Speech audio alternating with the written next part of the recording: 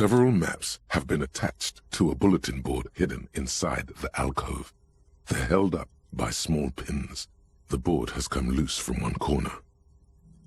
The maps look old and faded. Your eye catches a map of Insulinda, a map of Revachol, and a map of Martinez. This large map displays archipelagos. You see a constellation of small dots on the light blue emptiness of the Insulindic Ocean. The largest in the northeast is La Caillou. You are here. Another far away in the southwest, Seminese Islands, Ile de Fantôme.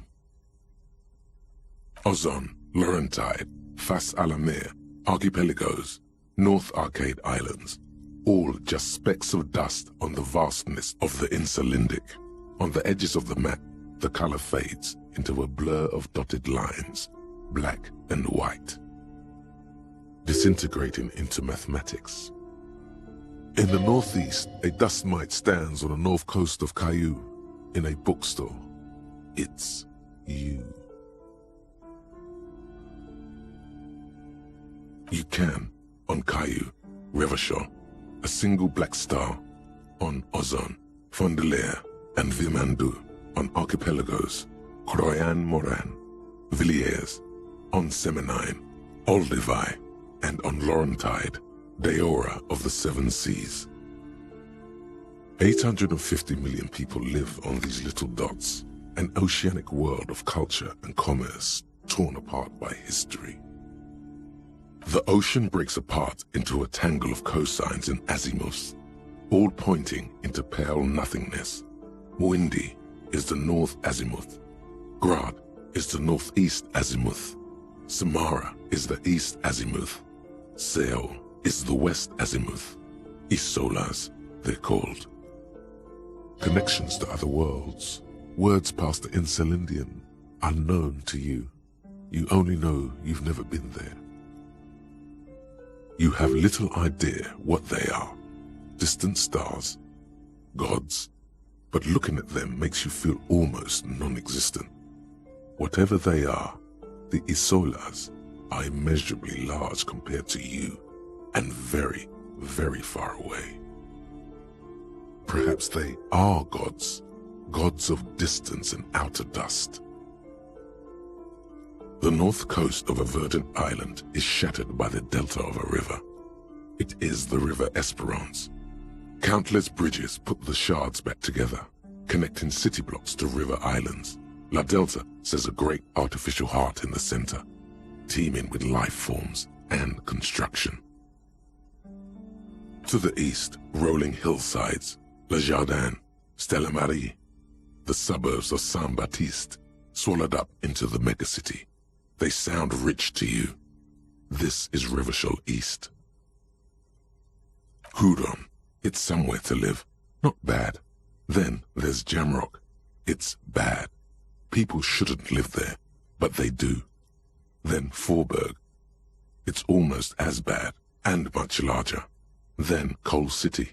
It's the worst. It's so small you can't even see it on the map. No, wait. There it is. North of Jamrock, the strip of coast next to the Greater Revachol Industrial Harbour. It looks downright despondent. It's almost Coal City, to be honest. It's not really a map.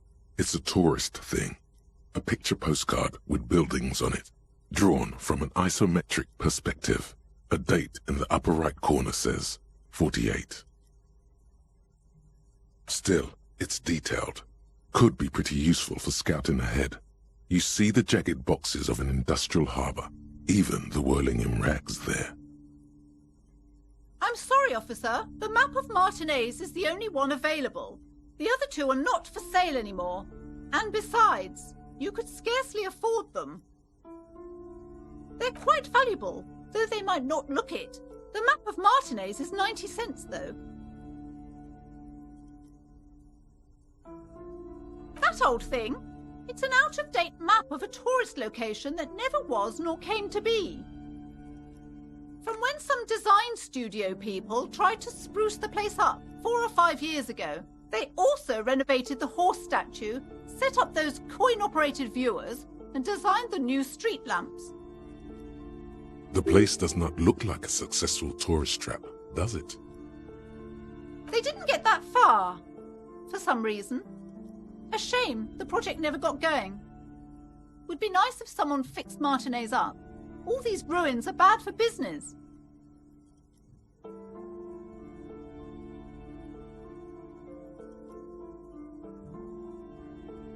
Always good to be informed of your surroundings.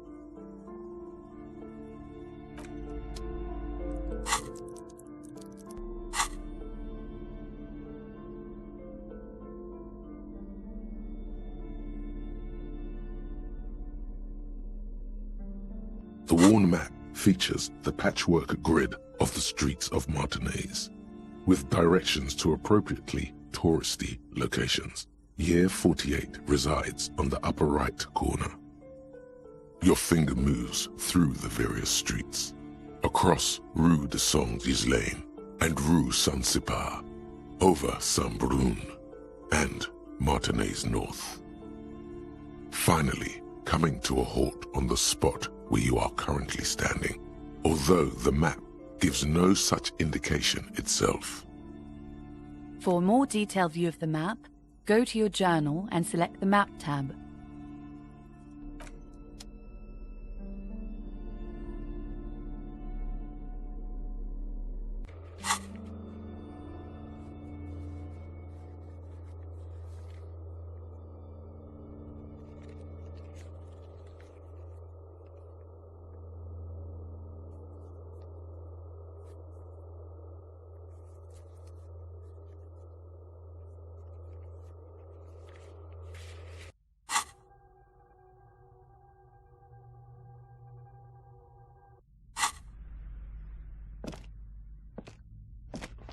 This bookstore is not strictly about crime, romance, and biographies of famous people.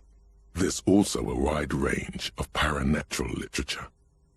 Amidst the various books, you find one written by someone named Matthias W. Dundas. It's about wholeness, unity, balance. These three things are very important to the working class mind.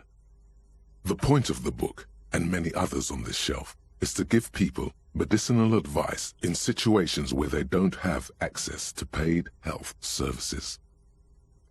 It serves platitudes, while also telling everyone that traditional medicine, the kind people don't have access to, and which costs more than this book, is garbage, and would only give you cancer anyway, without even curing your cold or anything.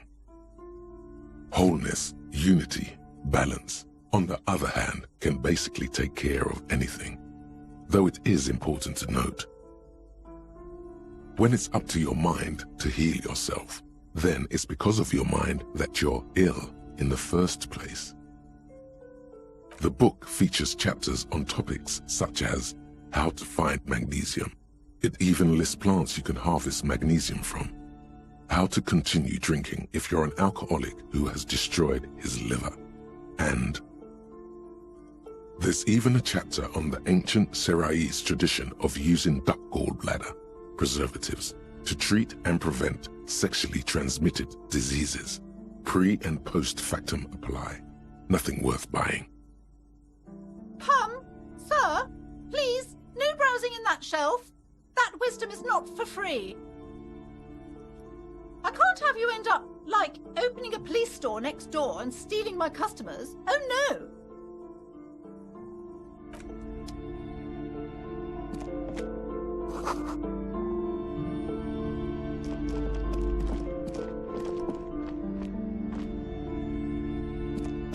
Shelves filled to the brim with crime novels featuring the supposedly stalwart Oh, crime, robberies, murders, even sexual crimes. We're fortunate to have Dick Mullen and his stories to sort all that out.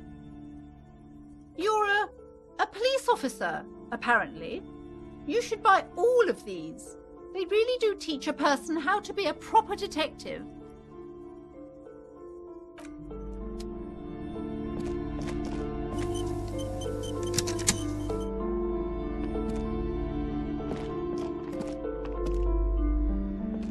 Welcome to Crime, Romance, and Biographies of Famous People. My name is Plaisance.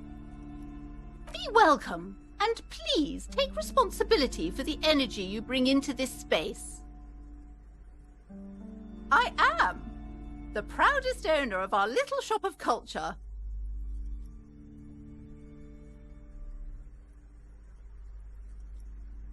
Annette, yes, my daughter. I hope she wasn't slacking off again with her nose in science fiction. Tell me, was she at her post doing her job like a proper girl? Wonderful! Did you talk to her? Great! On a scale of 1 to 10, how compelled were you to buy books after talking with her? My precious, her dedication brings joy to my heart. If you have children, I hope they turn out as great as my Annette.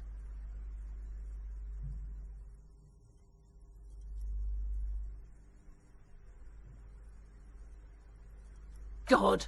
I've told her not to do that. It's such a disgusting habit. She'll get over it.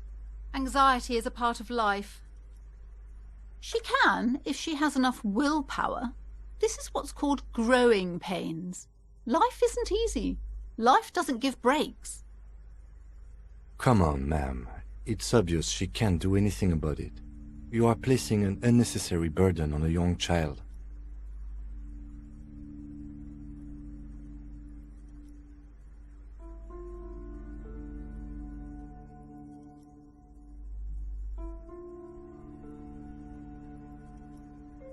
She stands stiff and severe, silently fuming. 10 or so seconds pass without change. She's looking for one, but there simply aren't any good arguments for being an asshole. Oh no. Hold on. I need to invite her inside and apologize. She must be freezing out there. There. I don't know what to say to you. My husband, he tries to teach me business lessons. I have what my mother called a dull mind. All this stress.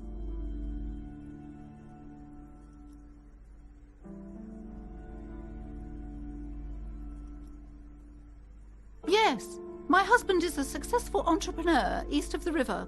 If only he were more involved in the business we're running up here. No matter. Soon we'll both be off for Grand Couronne. It's a proper place to live. One of the most peaceful neighbourhoods east of Jamrock. You may know it for its massive housing projects. Most of the buildings are empty at the moment. It's a great opportunity to get ahead of the crowds. Better times ahead for sure. He made the initial investment. Since then, he's been what you might call a silent partner. Super silent, almost inaudibly so. Yes, I'm afraid so. A real treat she is. It would be nice if she had... No, we couldn't have afforded more children, really. Not in this economy. A glimmer of sadness blinks through the well-crafted exterior. Exactly. She's been too busy helping me here, so she studied at home this trimester. This is a temporary solution, of course. I assure you, I of all people understand the importance of education. She will be back in school the moment the store takes off. And hell freezes over? Never mind. It's not a good topic to get into. The woman looks aloof, her features much softer. Occasionally she glances at her daughter's silhouette. Goodness, you were already doing good, browsing the shelves. Why'd you stop? Don't you feel compelled? Go, go! Get back there. The books await you. Everything is on the shelves. Take a look yourself. The shelves compel you, don't they? She smiles and nods, seemingly relieved.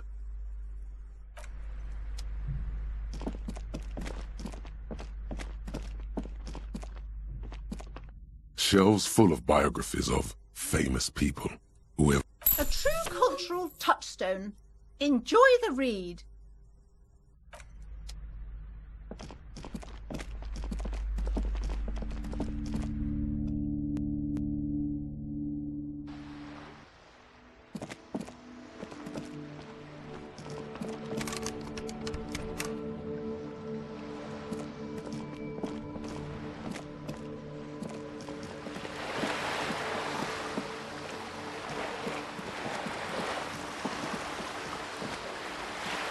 This coin-operated viewer is facing south.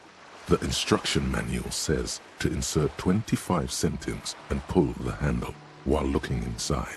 Then use the focus knob to zoom in if necessary. Why place a tourist attraction in the middle of such poverty? There was a revitalization project in 49. A design studio tried restoring Martinez to its pre-war glory. It didn't stick. They got as far as the street lamps and the statue on that intersection. Then something went sour. I suspect that something was Everard Clare, the union leader. He muscled them out. It's how it usually goes around here. That's odd. I could swear you were a police officer.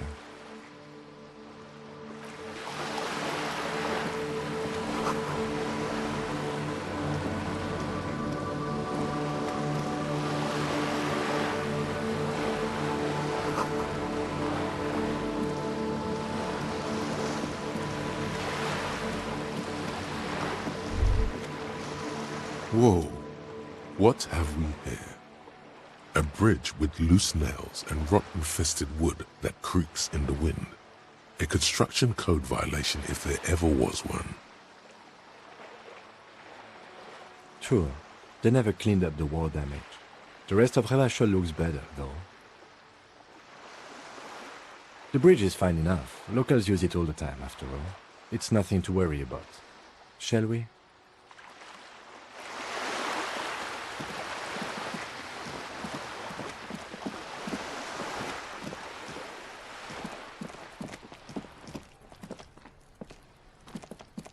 This is a wall on the side of an apartment building.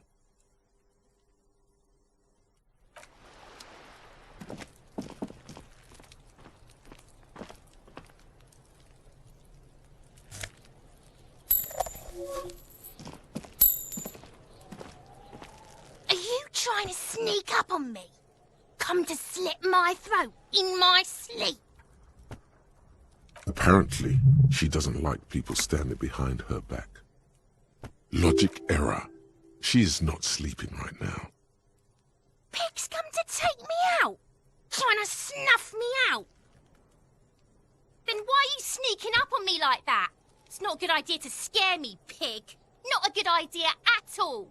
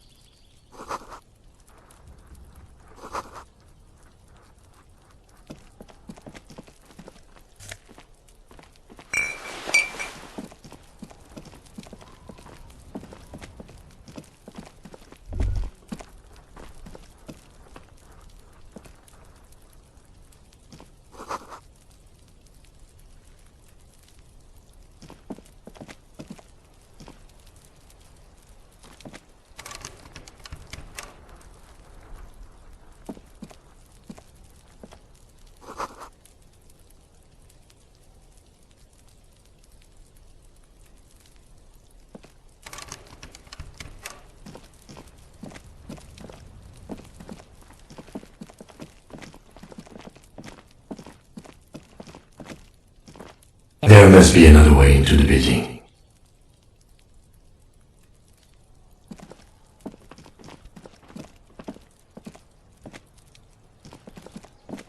I can't get involved in this.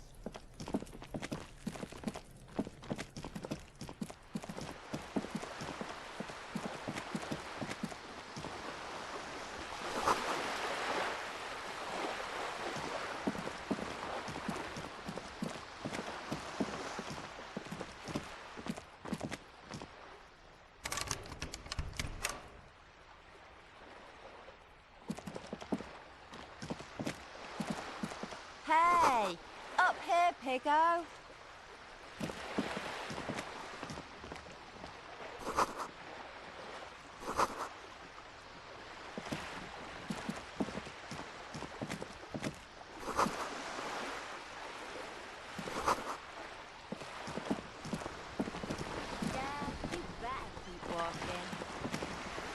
sturdy metal door guards the southwest entrance to the apartment building. It's locked. The door rattles against your knuckles, but there's no response.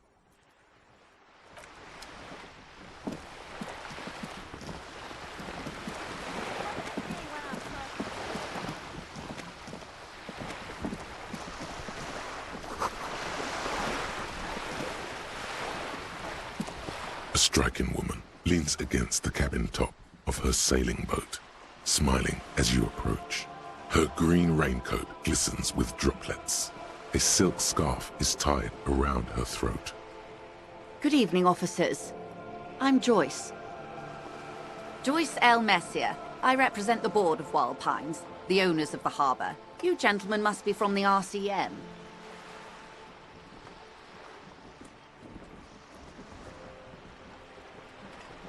Baton, my maiden name. Nothing, honestly. I've said it to every drunk in town, and you're the first one who's responded.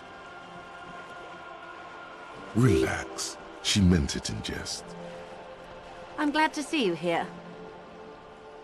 Like steel. There is strength there. If she wanted, she could sink her nails deep into your skin.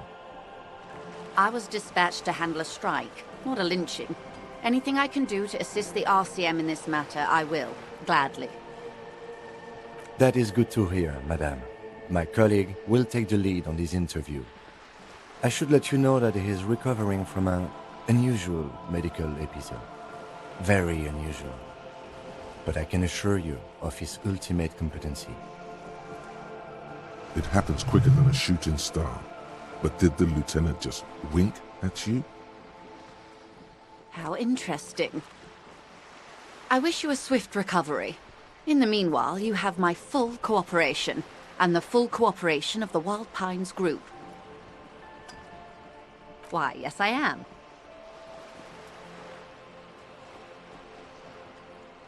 Of course there are. We're on an archipelago. How else are you supposed to get around? Yes, we are. We are on Le Caillou. Technically, the neighboring Ozone and Fas a la Mer island groups are archipelagos, while La Caillou, by contrast, is a single fertile landmass, the fourth largest island in the world. It is not an archipelago. Okay, if you want to get technical. The point is, we're all on islands here, and sail is still the most expedient way to get from one island to another, especially when you're in a hurry to resolve a strike.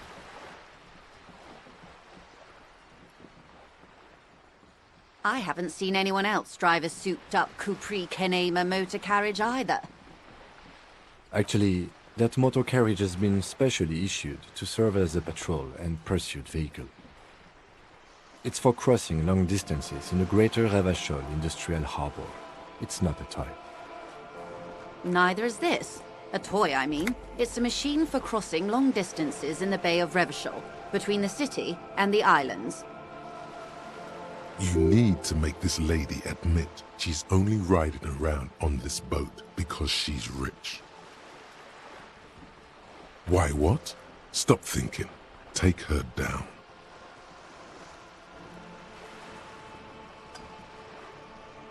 Have it your way. The boat? No. It is called Cor de Leyte 19 because that's the type of sloop it is. It's a pleasure craft, a 19-pacer. It also happens to be rated for Category 1 racing, though these days I mainly use it for business. My sloop? I like it a lot. It's the eel's hips, baby. I'm enjoying this part of the interview. It has so little to do with the murder we're investigating. Officer, I assure you I'm a highly qualified pleasure craft operator. The crowns of her teeth are porcelain, white as the boat's hull as she smiles. Her nonchalance might be related to something called the Wayfarer Act, a law that says she doesn't need a license. Sly fox, you're not aggressive enough to harass her further on this. Good. What we do? I'm afraid I don't speak for Wild Pines as a whole. It's a giant undertaking. There was a touch of discomfort there. She wants to merely represent. The Pines' core competency is logistics. Container shipping, freight, that sort of thing. See those airships there, blinking? Those are the shipping side of things. And that is the terminal. Another subdivision deals with energy, oil and gas exploration, offshore platforms. The Wild Pines Group is one of the original Revacholian Indo-tribes. Companies awarded royal monopolies by the king, the suzerain himself, centuries ago. The king is long gone, but several of the Indo-tribes remain. Son-Baptiste, LUM, an unknown entity known as Brightest Star. She nods. Everything. Right up to, but not including, trade secrets. First, you'd have to repeal the Emergencies Act of Trade in Aliments. That gives me the right to silence. It's quite the octopus. The octopus that straddles Revachol, the Emergencies Act, is the cornerstone of post-war Revachol, inseparable from the world it created. I am glad you see it that way. To repeal the Act would mean repealing the coalition government, the one that leases you the right to police West Revachol. You'd be shooting yourself in the foot, in other words. But I am derailing us. You wanted to know about the strike. I believe the official title is Senior Labour Negotiator. In practice, I'm a grocery clerk. I relay the union's demands to Wild Pines and return with Wild Pines' counteroffer. And how are the talks going? They're not. That's the problem. The union stopped all negotiations a week ago, after that awful lynching took place. Wait, she just admitted that the lynching and the strike are connected. Now they won't even let me into the harbour. There's a 2-meter-20 racist behemoth blocking the gates. Yes, I believe there is a connection, but that's a subject for later. Let's say I was not making the kind of progress I'd hoped for when I first arrived. And when did you first arrive? I arrived 3 weeks ago. Yes, in the middle of February. The bay was still partially frozen then. I prefer to do these things on site, like the RCM. But the strike began in December. I wasn't the original negotiator here. I took over after Mr. Gaumont hit a wall with Mr. Clare, the union boss. Mr. Clare refused to speak with Gaumont despite concessions he'd granted the union in prior negotiations. This isn't the first time the union has gone on strike? Heavens no. There have been 2 prior strikes. Both times the union won significant concessions, including overtime pay and a medical plan. This time their demands are more, I guess you could say, aggressive. Ludicrous even, it's meant. Mr. Clare told him to... how did he put it? Fuck off, midget. Gaumont is short of stature, you see. Yes. Keep in mind, this is a negotiator Mr. Clare has worked with before, and who was more than fair with him and the union. There are leaflets everywhere, and banners. What did they say again? Oh yes. Every worker, a member of the board. Most of the workers probably don't know what that means. Fortunately, they explained it. Every time the Wild Pines Group makes a decision about anything, it needs the signature of each of the 2,200 workers in its Martinez terminal. Just so you understand, this is but one of 22 terminals owned by Wild Pines. Essentially, not only are they kings of the company, They are also kings of the 72,000 employees of Wild Pines Group. They're having a blast. But how can they afford it? After 4 months, my assumption was they would prefer a more practical solution.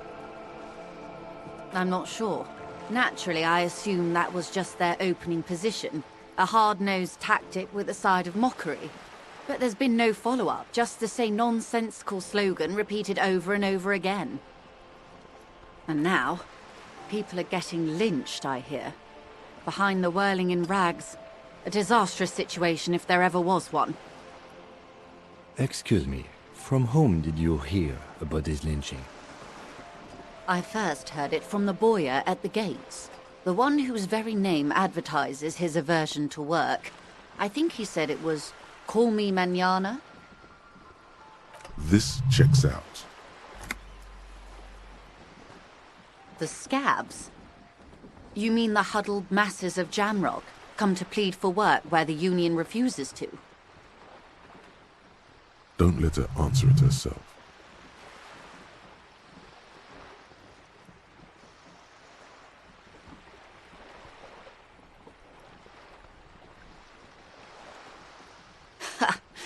If the workers were organized by Wild Pines, then it would be a company secret.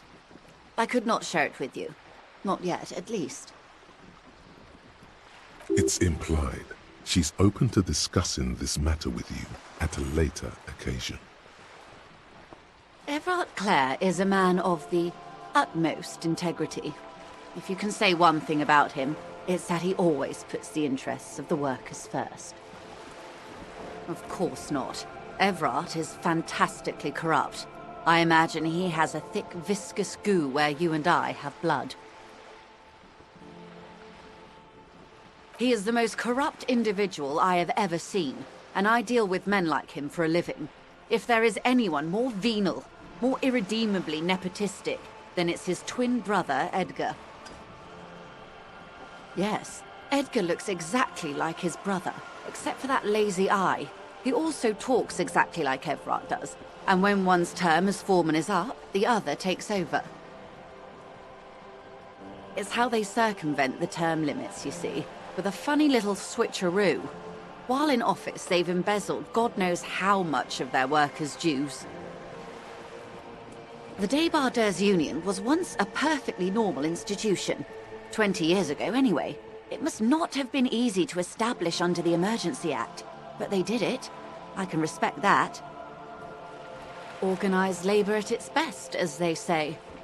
Then something happened in the local chapter elections. The brothers Clare came and transformed it into a... how do you say? A mob. The Débardeurs are a crime syndicate. Sad as it may be, I suspect we'll be forced to cooperate with them. Refreshingly honest, officer. The company has tried appeasing in the past, but I'm afraid our concessions have only emboldened Everard and his brother. And your opinion, Detective? If I may ask. I'm a curious and talkative person, you see. Would you say the Débardeurs Union is... Indeed, and a hungry one. Sadly, Wild Pines have cooperated with what amounts to a crime syndicate for 2 decades. However much you feed the leech always hungers.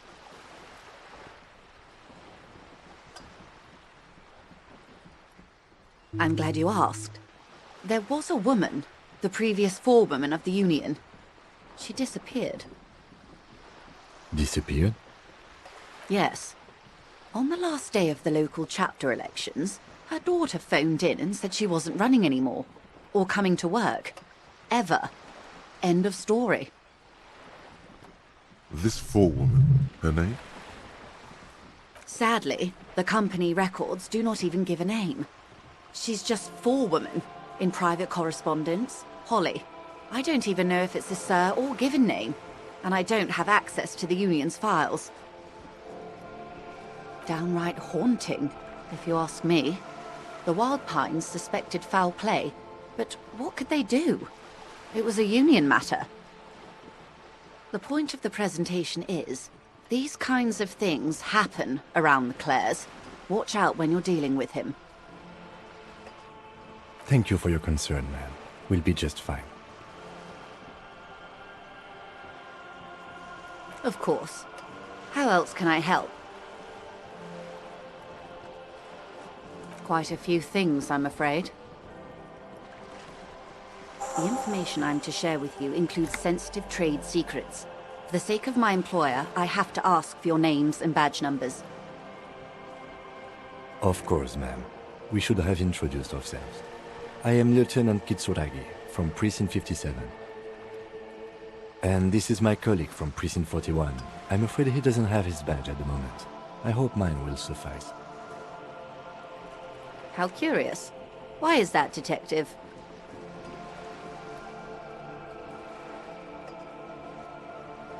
I see.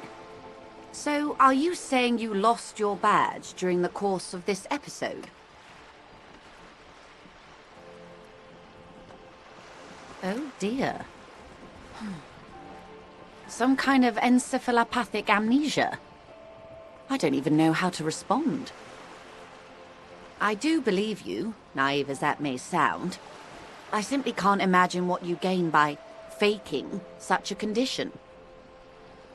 As I said, ma'am, his technique may be very unconventional, but he is an officer of the RCM. Of course, I sympathize, but I'm afraid I simply can't share anything more until I've seen that badge. She's a professional negotiator. She should be open to some sort of mutually beneficial arrangement. Of course. But before we do, officers, let me be perfectly clear. The situation is extremely volatile. The sooner we can speak about this lynching business, the better for all of us. This reality. Yes, reality is your side case. An experimental side case.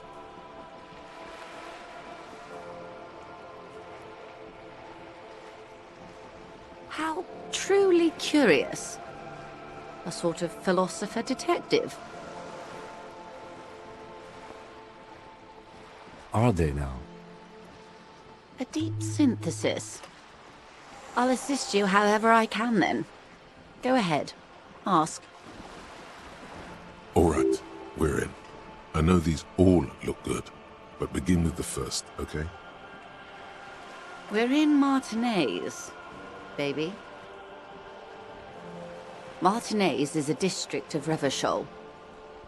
A very small district tucked away near the industrial harbour, north of the 881 and Jamrock. You would be excused for not knowing about it. Unimportant, they say. Forgotten, even. Shelled to smithereens during the Revolution. It has its charms, just not this time of year. I'm not a good ambassador. I've only been here once before, as a teenager. Not a lot has changed. There are ruins, a terminal, fishing boats, reeds, boys with boxy shoulders. This place used to be a province, a workers' resort before the city swallowed it and the artillery did its work. The reeds are the real star of the show here now. The further down the coast, the wilder it gets. It's not really a sea, it's the Bay of Revachol, and the bay feeds into the ocean. Yes, we're on an island in an ocean, the world's largest body of water, the Insulindic. Known to the early Revacholians as Les Immensités Bleues, the Blue Immensities. Caillou, as you already know. Imagine a pebble. A smoothed-over pebble amidst a great blue sea, misshapen, cracked. The cracks are the River Esperance. We're in the delta of this river, on the 6th branch, the Martinez distributary. It is clear this pebble is of enormous value to her, and to humanity at large. Revachol? Revachol is what you call a city. The great kind. History detective. They built this city to resolve history. Our part in it, at least. Our centuries.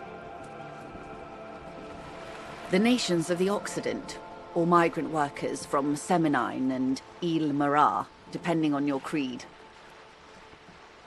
In the DeLorean century, 380 years ago. They say it's where the terrible questions of our time will be answered. The tensions are highest, the fault lines deepest. By that I mean conflicts. Ideological conflicts. The stuff of men. We are standing on a fertile, self-sufficient island able to sustain up to 200 million people in the middle of the Insulindic Ocean, the world's connective tissue. It's where the money is. Oh, we're quite a way off. About... A sparkle of lights on the horizon, like evening stars above the curvature of the planet. 22 kilometers from the center of the world. That soldering iron is the bank of the world building. The bottom floors are Insiacom. Coalition government, Insulindian Mission Command. Silence. She lowers her hand. The water, the light. It's as though you're seeing it for the first time. There is no recognition, only the immensity of the sea and the cold radiating from it. We are where we are. I have no truer answer to give, unfortunately. This is one thought you need to complete. Where are you? Was there something else you wanted to know? I remember something about a lowdown. This has been informative. Thank you, ma'am. I'm sure my memory-impaired partner has many more questions to ask, about even more fundamental aspects of reality. Might I suggest not asking them all right now? Ma'am, Messier will be here later too, and tomorrow. Isn't that true, ma'am? Absolutely. My commitment here is long-term. It's better not to eat all your candy at once. Indeed. I'm always at your service. Glad to have been of assistance. The little that I know. Anything else? Of course, Detective. Take care.